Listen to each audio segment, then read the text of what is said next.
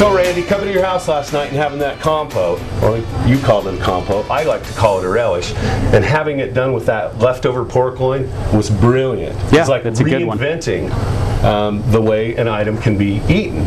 Yeah. I mean, so that inspired me today to have this show with you, and we could do some, say, turkey chowder, you know, Sure. kind of a San Francisco, Cache Valley fusion thing. You bet.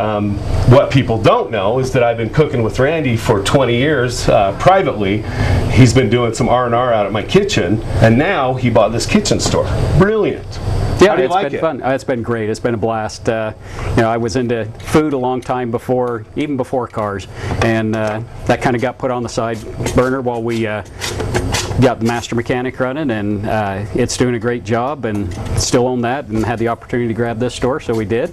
And so now I get the chance to come now here we and cook come with you. come and play together. Come look So at all yeah, the beautiful equipment, use the mandolin, get it sharpened whenever I want. That's so right. What we'll do now is we'll start with this turkey chowder. I've got some potatoes being sliced, and then I'm going to dice up some onions here. Actually, Randy's going to dice them because he's got this. Well, I got this because I'm not a culinary expert, so I got this thing called the alligator, and it just makes the perfect little dices, all the exact same size. Works good on potatoes, carrots, anything hard, celery, onions.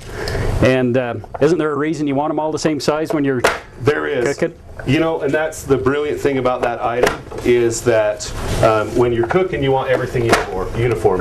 We're going to do onion, celery, and potato, and we're going to stew it in turkey stock and cream, and then it's all going to be the same texture when it comes out. Right. The potatoes will be done at the same time as the celery will be done at the same time the onion is. Yeah. It's That's just what gonna I make it so- that's what I like about that is I can do all of them the same size, and I don't have to be a master chef with knife skills like you. So Well, there's nothing more fun than watching a good chef with knife skills, but it ain't me, so I'm doing it the easy way. it is a lot of fun. All right, so what I've got here is some celery. I've already passed over some onion, and those are being diced. In the meantime, Randy will start to saute them, and I will start to break down this turkey. What I want to do is, this is a brand new turkey, but I'm pretending it's leftovers. We'll take the breast off. You can use dark meat or white meat. It's all the same for this chowder. I've got a turkey stock that I made yesterday. That was something I had left over from a holiday menu that I was working on. Then I'm going to take this meat and I'm going to try to get a similar dice to what Randy's got over here. I'm going to take the skin off. Dice this up. This turkey's been lightly smoked, so it's going to give it a really nice lightly smoked flavor. Dice this up. Another thing you could be doing with this is you could pull the meat by hand and put in some celery, onion, Worcestershire, lemon juice, freshly ground black pepper, and make like a turkey salad. You could add currants and cranberries to that if you wanted.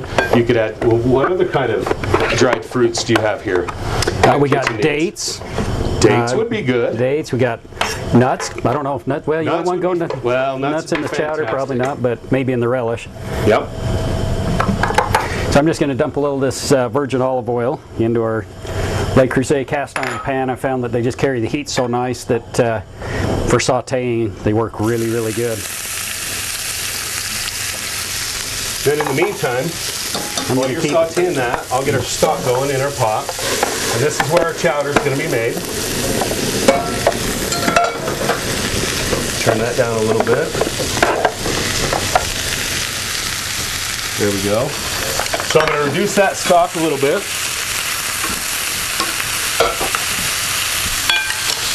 Got the onion sauteing. I like to use dry thyme. I've used fresh thyme, but if you've ever picked fresh thyme, that's why it's labeled thyme. That's why it was named thyme. It takes so much time to pick off those little teeny leaves. Dried thyme is just as good. The one they have here at Kneads, I love. I'm not into the Walmart brands because I don't know why. These taste better, but they taste better because they're from the Wayzata Spice Company, and they don't prepare them or bottle them until we call. So they're fresh. When we put the order in, then they go out and bottle them, and that's why they're so much more intense in flavor. Once people start using them, they come back and they won't use the grocery store brands anymore. The blooming of the flavor is pretty intense, so I knew there was something to it. Yep. But I don't know much It's about as close to growing your own as you can. Is it? Yep.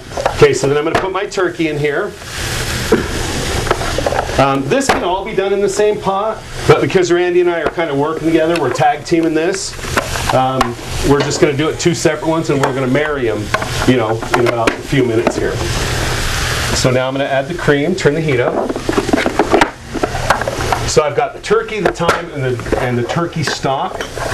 Now I'm going to add my heavy cream. And I'm going to bring this to a simmer. And if you wouldn't mind, Randy, let's go ahead and add the potatoes right now. All right. And there's a reason for that. I'll go drain them quick. Potatoes are a root vegetable, and you always want to start it from cold. So right now, it looks like this is hot. I'm calling it cold. It's probably warm. But as the potato comes up in this cold, you know, stock and cream. What do you think of those knife skills? Look at all those same sizes. Perfect brunoise.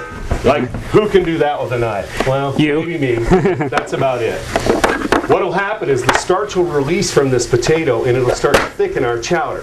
So if you were to throw the potato into a boiling chowder, then it'll cook the outside and the center of the potato will stay hard and it'll just shred apart.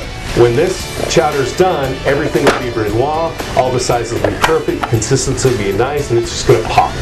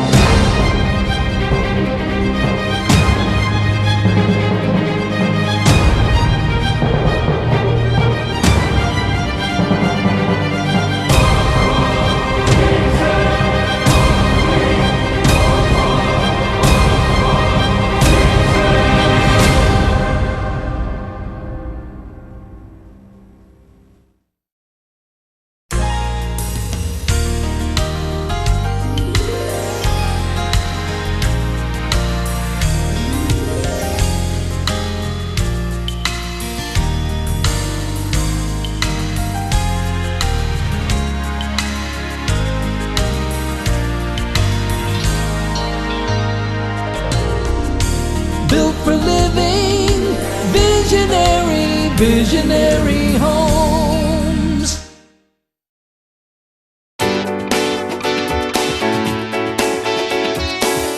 Okay, do you want to start your compote? Yeah, I'll do that if you want to finish up this saute. I'd love to. Will you hand me a saute pan up there? Got it? I like that one.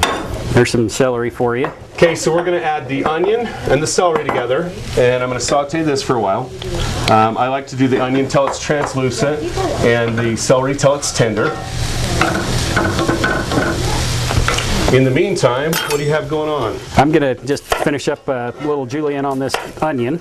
Okay. And then we're going to caramelize that. We're going to get them sauteing and put a little bit of caramel on them. And so we're going to cook at a little bit lower heat to let those onions caramelize.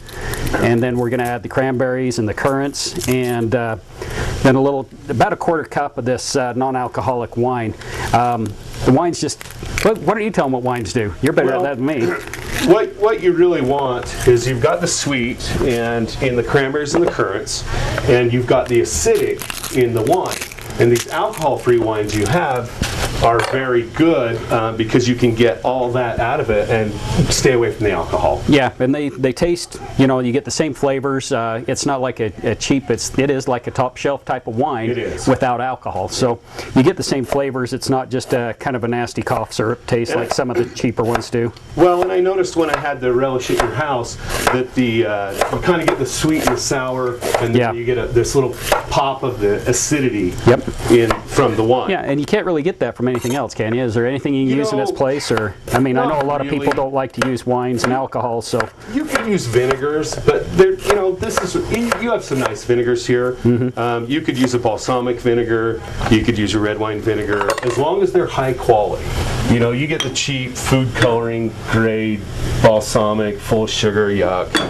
The acidity level just isn't there. So, I prefer some of these, like the Blanc that you have right now is really nice. So what I'm doing here, Andy, is I'm going to go ahead and add some dark meat to it. I just happen to be a lover of dark meat. Yep, me too. I like white, but the dark just carries so much flavor. I'm sure that has something to do with the amount of fat in it, but in this chowder, it's just going to be delicious. Will you grab me a wooden spoon over there? Absolutely. There you go. Thank you. So these are coming along really nice. I'm looking over at my chowder and I'm thinking I need more time. This is one of the main ingredients. The other thing I need is a pepper grinder. I don't like ground pepper at all, period. Let me see if I can find it. Here you go. Thank you, beautiful. That one's really cool because how when show me how that works. Well, when how the pepper grinders, you set them down, you end up with a pile of pepper on your counter every time and salt. Well, this one's upside down. So you crank your pepper and then you set it back up and you don't get it all over your counter. Nice. So I'm going to add the pepper, freshly ground. I push that so hard because when that peppercorn right there is cracked, that's when it releases all of its essential oils. If you have a pre-ground pepper, the essential oil the peppercorn has been cracked, say a month or 2 months or 3 months ago. Do you sell ground pepper here? Not ground. Good. So I'm hoping not as I'm saying this, because it's the wrong thing to do. We got 3 different peppercorns though, 3 different mixes. Like a green. Got a green, a multicolor, and then a regular black. Nice. So right now I'm releasing all the essential flavors of this pepper. That's the other main ingredient.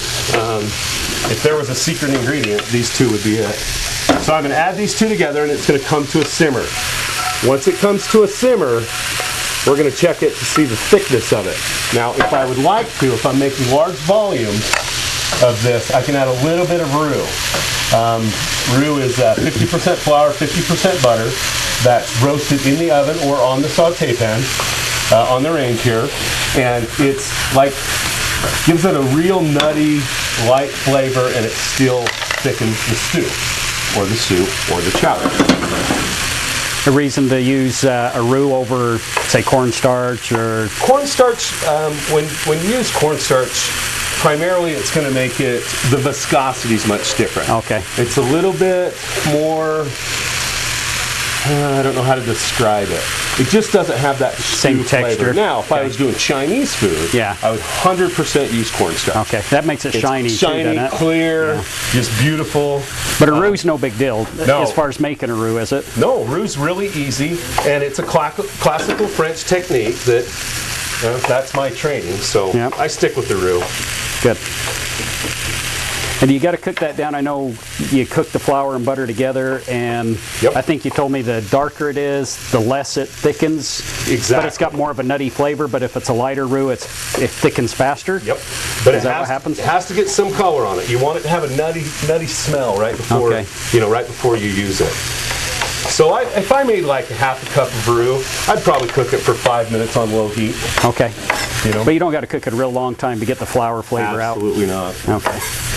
Doesn't take a long time to get. Nope. So this is the holiday leftovers here. Turkey chowder, a relish. What other things could we make here? Well, the pork loin's always good. I like having pork loin in the fridge because you never know when people are going to stop by and you need to whip up something quick. So this is all stuff I can have in the fridge and, feed them. You never know what neighbor's going to be hungry that night. Exactly. I mean, you could take your pork loin and make a jambalaya. That'd be awesome. I mean, anything besides a pork loin sandwich after the holidays. Yep. Maybe one day of that. But after that, Yeah. so you can take some of these, you know, you can take your turkey and you can make it 3 different things. You can have, let's pretend it's Thanksgiving. You can have it on Thanksgiving. The next day you can have sandwiches if you want. The day after that could be a chowder. The day after that could be a casserole. Sure. And the thing is with turkey, I mean, a lot of people like turkey, but they wait till Thanksgiving to cook it, and that's baloney. Make it anytime you want. It goes a long ways. It's actually pretty cheap when you look at what you get out of it. Yep. And very flavorful, and you know, it's a nice surprise in the middle of the year when you don't have to wait for Thanksgiving. So.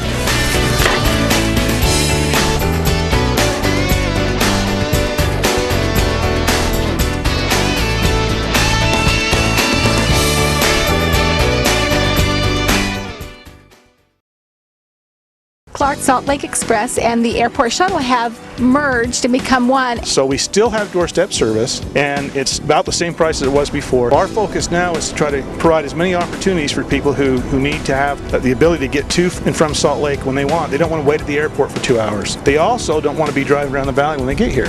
And you bring us to a location that leaves on time. We'll have another vehicle take you here to save time comfortably, and that main vehicle goes 12 times a day on schedule, both leaving the valley and coming back.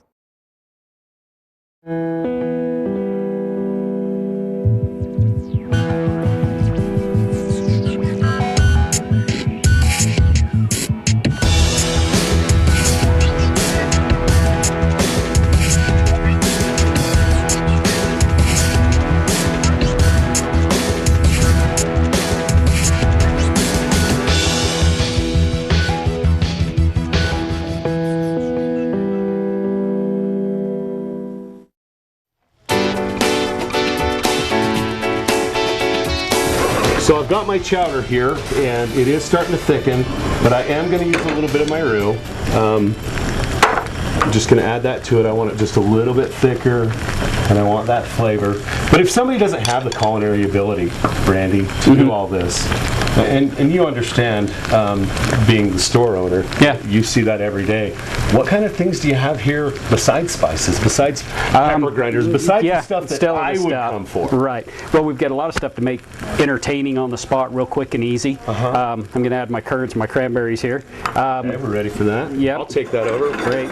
But yeah, we've got a lot of prepackaged stuff for people, as far as like bundt cakes, cheesecake mixes, cheese balls. I mean, it's real nice to throw a quick cheese ball and crackers together. What kind of flavors do you have for that? Oh, there's some wild ones. Cheese balls. Cheese balls. You know, we've got s'mores. S'mores cheese ball. Now I know it is. A cookies and cream cheese ball. And wow. So, but then we have the traditionals. We probably got 15 different styles or flavors. We got bacon and blue cheese. We got artichoke. That's more. So you can do cheese balls in multiple flavors, but until you try those wacky ones, you don't believe they're any good. Next time I'm at your house, we'll try it. That. But yeah, we've got pancake mixes, crepe mixes. We've got real maple syrup, real stuff, not fake. And then there's other food items. We have pastas. You know, what you want people to do is when they leave, remember they were there. You know, just like, oh, what did we do while we were there? Oh, I can't believe that drink was so good. And a lot of times we'll just add a kick of peach to our iced tea. So we've got peach flavorings. We've got all kinds of flavorings. You've got a raspberry here. I like to just put with Sprite. Right. And it just it just livens it up. And it's not, you're not just handing them a soda. You know, but it seems fancy, but it took nothing to do it. You know, and I wasn't thinking about this when we started talking about reinventing the holiday menus, but you've just added an additional 5 items in my head that I wouldn't even have thought about. Yeah. Something I can't make, a splash of peach in a Sprite. I don't actually know how to make that. Right. So yeah. But you can pull it off. You don't got to spend all day in the kitchen, because at the holiday times you want to sit around, gab with each other, have some fun. You do. Play a card game, a board game. Keep watch the people kids like me in the kitchen. Yeah, exactly. Keep you busy. Say go play with that. But then my wife gets mad because she has to clean up after you. So exactly.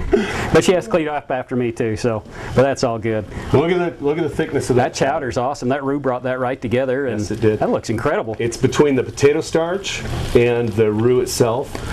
This is finished. The only thing that I haven't done is salt and pepper. I've peppered a little bit. Yeah. But I always like to salt and pepper in the end, because you can always add, you cannot subtract. Yeah, and So- like me, my wife always says I use way too much salt, but Yeah. I like it, Well, so that's- I have to back off too. You know what that's called with a chef? That's called heavy-handed. Yeah. It's not a bad thing. Yeah. It's just the way the chef operates. It's, Yep. it's a heavy-handed with the salt. Yep. So we've got that there. I'm going to go ahead and turn that off. So our turkey chowder's ready. Our relish, I added the alcohol-free wine to it, the Blanc, and it's reducing right now. This is almost done. But I think we should try. We brought what you Leftovers from the leftovers. leftovers from the leftovers last night. I think we should give this a try one more time. But we'll just use our fresh compote now. The only reason I hesitate at all is because it looks really hot and I'm about to take a bite of it here on the air. So, That's all right. Little We'll scared. be careful. all right, so we'll just put some of that in there and let it cool down. Not everybody just reaches their hand into a boiling No, pan they don't of do food. that. I don't. I grab the tongs, but Yeah. All the tongs. yeah, we got tongs. So we have these, That's awesome. and this is reinventing a holiday menu. Yeah. Cheers. Cheers.